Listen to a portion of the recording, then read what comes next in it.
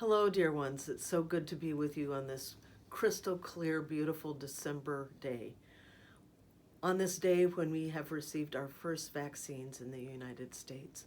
The first vaccine going to a nurse who's been on the front lines of our healthcare system since the pandemic first hit. But what I want to do today is celebrate a history of a hero of science whose story has been largely lost to us. I want to tell you the story about Onesius, who was a slave owned by the Puritan minister in New England, Cotton Mather, who was the most prominent Puritan minister in the Boston area of his day. He was the minister of First Parish, Boston. And Onesius was one of his slaves. But Onesius had been inoculated to smallpox in West Africa because inoculations first emerged in India in the 7th century. Eventually, they resurfaced as a tool against disease in China in the 10th.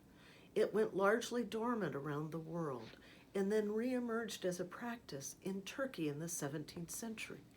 It was Turkish merchants who then took the practice as they traveled around parts of Africa. So Onesius had been inoculated, and smallpox was a scourge that frequented and came through New England. When it came, its mortality rate was outrageous. At one point, when it came in 1704, 30% of the people and the population died from smallpox. It was obviously very serious, much like our pandemic is. But Onesius said to Cotton Mather and shared with him about the practice of inoculation, where some blood of a person who has survived a disease is put on an open cut or wound of someone who is getting sick or has not yet gotten sick. And so Cotton Mather was intrigued by this, went to numerous doctors in Boston, all of whom thought he was nuts. But he then found an article written by a Turkish physician. And I don't know how he found this article, I just know that he read this article. And then went again to various doctors and convinced Dr. Boylston, if you've traveled in Boston, this is a very familiar name, and convinced him of the efficacy of inoculation.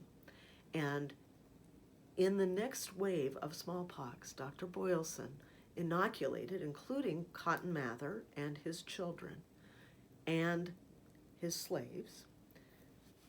He inoculated 266 people. Out of that 266, only 4 perished.